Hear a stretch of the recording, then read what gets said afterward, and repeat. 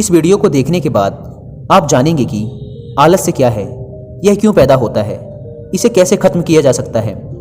तो आइए इसे समझते हैं एक कहानी के माध्यम से।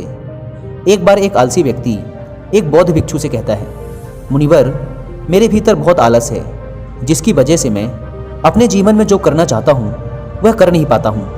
मैं क्या करूँ, मुझे कुछ रास्ता दिखाएं। वह बौद्ध भिक्षु उस आदमी से पूछते हैं, क्या तुम्हें पक्का विश्वास है कि तुम्हारे अंदर आलस्य है? वह व्यक्ति कहता है, जी मुनिवर, केवल मैं ही नहीं, मेरे पूरे गांव के लोग भी यही कहते हैं कि मैं आलसी हूँ। वे बौद्ध भिक्षु उस व्यक्ति से कहते हैं, परंतु क्या तुम्हारे पास इस बात का कोई प्रमाण है कि तुम आलसी हो?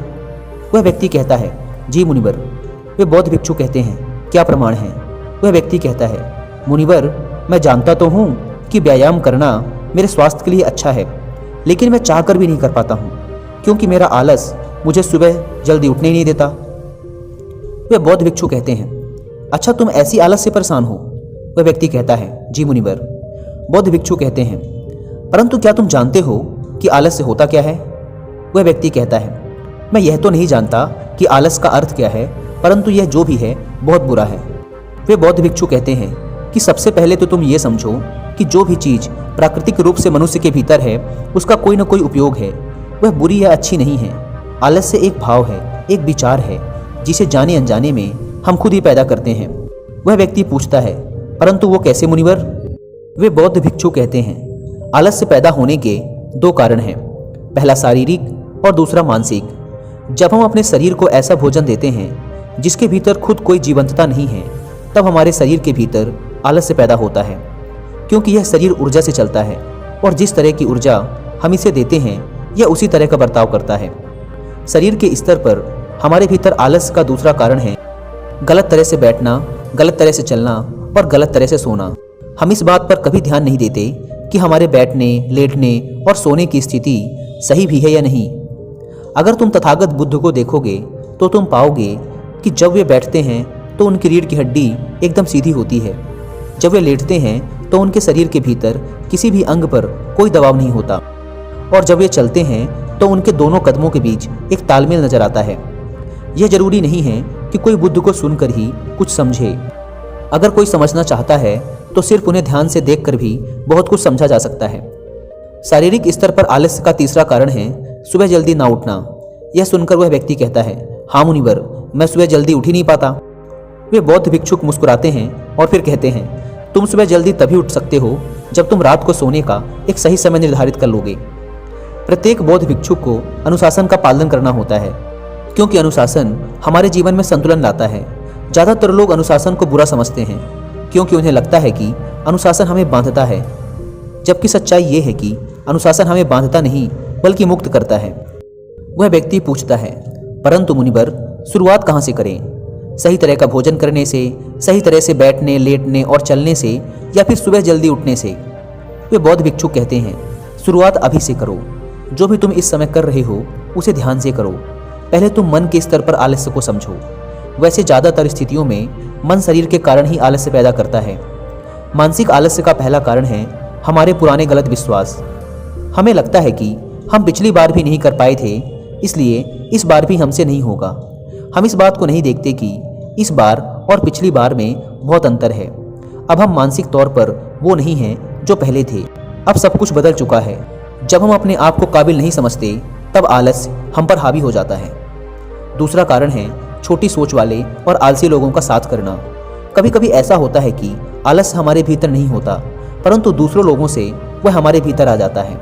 ऐसा इसलिए होता है क्योंकि हम आलसी लोगों की संगति करते हैं। वह व्यक्ति कहता है, जी मुनिवर, यह एकदम सत्य है, यह बात तो मैंने भी अनुभव की है। वे बौद्ध भिक्षु कहते हैं, तीसरा कारण है मन का स्पष्ट ना होना। मान लो तुम एक वन में खो गए हो और शाम होने वाली है। तुम्हें यह नहीं पता कि तुम्हारा घर किस दिशा में है, तो क्या ऐसी स्थिति में तुम आलसी होकर वन में लेट जाओगे या फिर अपने घर की तलाश में निकल पड़ोगे? वह व्यक्ति कहता है, मैं घर की तलाश में निकल पड़ूंगा। वह बौद्ध भिक्षु उस व्यक्ति से पूछते हैं, अगर खूब प्रयास करने के बाद भी तुम्हें तुम्हारे घर का रास्ता नहीं मिला तब तुम क्या करोगे? वह व्यक्ति कहता है, मैं फिर भी तलाश में लगा रहूंगा, क्योंकि मेरे पास उसके अलावा और कोई विकल्प ही नहीं होगा।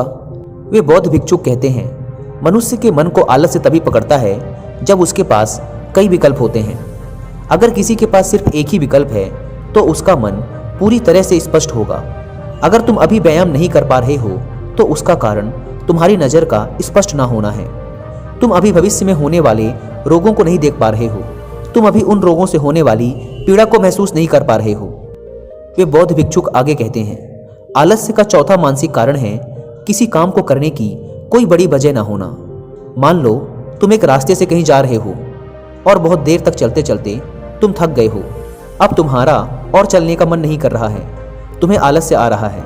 तभी अचानक तुम देखते हो कि एक शेर तुम्हारी तरफ भागा चला आ रहा है।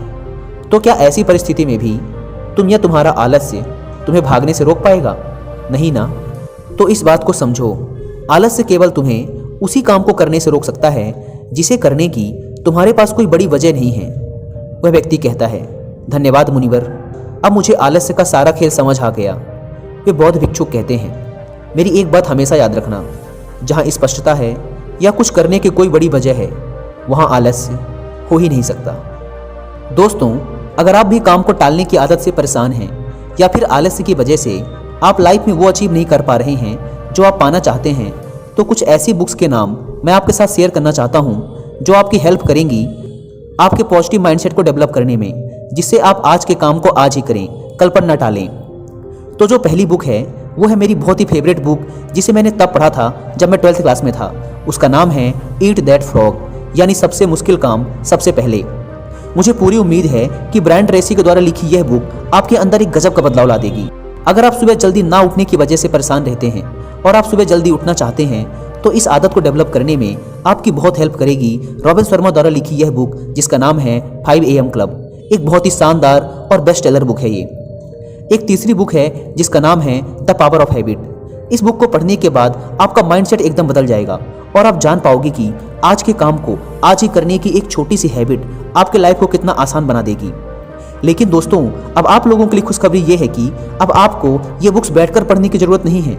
आप बहुत ही शानदार क्वालिटी में इन सारी बुक्स की ऑडियो बुक सुन सकते हैं कुकू FM पर, वो भी कहीं भी और किसी भी काम को करते हुए। एक बात जो मुझे इस मेड इन इंडिया ऐप में सबसे अच्छी लगती है वो ये है कि इसमें लैंग्वेज बैरियर नहीं है। आप इंडिया की किसी भी लैंग्वेज में कुकू FM पर ऑडियो बुक सुन सकते हैं। दोस्तों, कुकू FM इंडिया का लीडिंग ऑडियो पॉडकास्टिंग प्लेटफॉर्म है, जहां पर आप अलग अलग फील्ड के हजारों बुक्स की ऑडियो बुक सुन सकते हैं। वैसे तो कुकू FM के पूरे 1 साल का सब्सक्रिप्शन 399 रुपीज़ का है, लेकिन यदि आप डिस्क्रिप्शन एंड पिन्ड कमेंट पर दी गई लिंक से इस ऐप को डाउनलोड करके उसमें कूपन कोड WI50 यूज करते हैं, तो पहले 250 लोगों को मिलेगा सीधे 50% का डिस्काउंट और सिर्फ 199 रुपीज़ में पूरे 1 साल तक हजारों ऑडियो बुक सुनने का मौका। Link description and pinned comment पर दी गई है, एक बार जाकर जरूर चेकआउट करें। धन्यवाद।